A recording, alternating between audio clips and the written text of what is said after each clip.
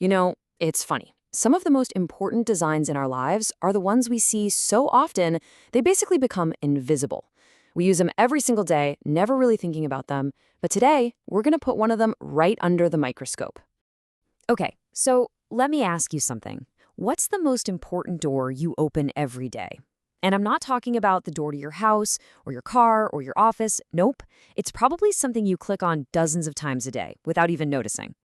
It's this one, just two simple words: sign in. So today, we're going to pull back the curtain and deconstruct what is, let's be honest, one of the most common, yet completely overlooked pages on the entire internet, the Google sign-in page. I want you to think about this in a specific way. This isn't just some boring login form. It's a digital doorway. It really is the one single gateway that connects you to your email, your documents, your photos, pretty much your entire digital life. And of course, every door needs a key, right? Well, for this digital door, your key is your identity.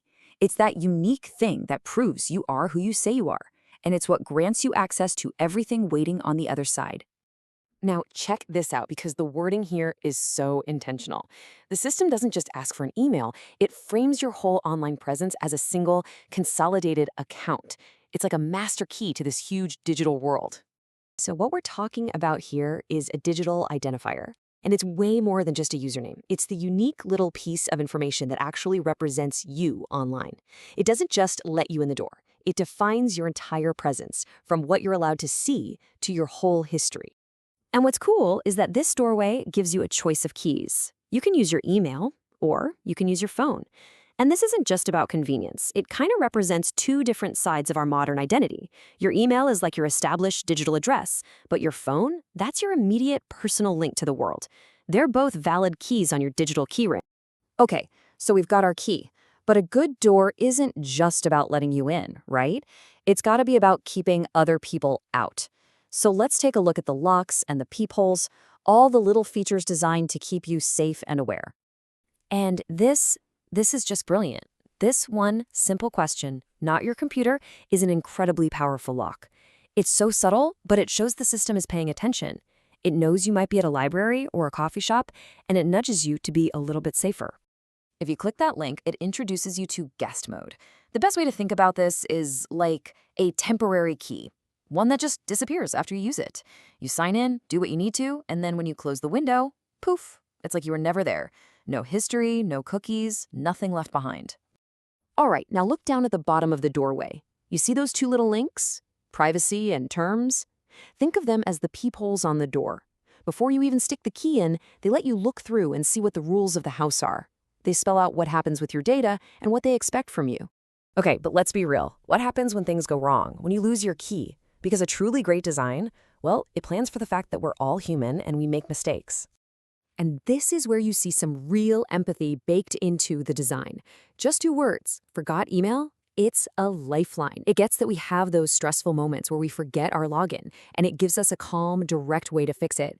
It's a fantastic, simple example of designing for real people. And then, of course, you have the universal safety net, help.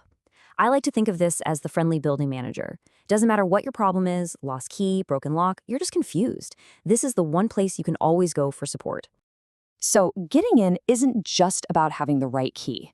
It's also about agreeing to play by the rules. This is where you commit. And that moment, it's right here, the Create Account button. When you click this, you're not just filling out a form. You're officially asking for your very own personal, permanent key to this entire digital world. And by clicking that, you're basically signing what you could call a digital social contract. It's a two-way street. You agree to their terms and their privacy policy, and in return, they hand you the key and let you into their world. It's really the fundamental agreement of the modern internet. So when you put it all together, that simple little page we see all the time, it's actually a pretty amazing piece of design, isn't it? It's a gateway to our digital lives. It forges our digital key. It's got locks to keep us safe. And it represents a binding contract. And all of this brings us to one last big question to think about. As more and more of our lives move behind these digital doors with these digital keys, who do you think should be the ultimate locksmith?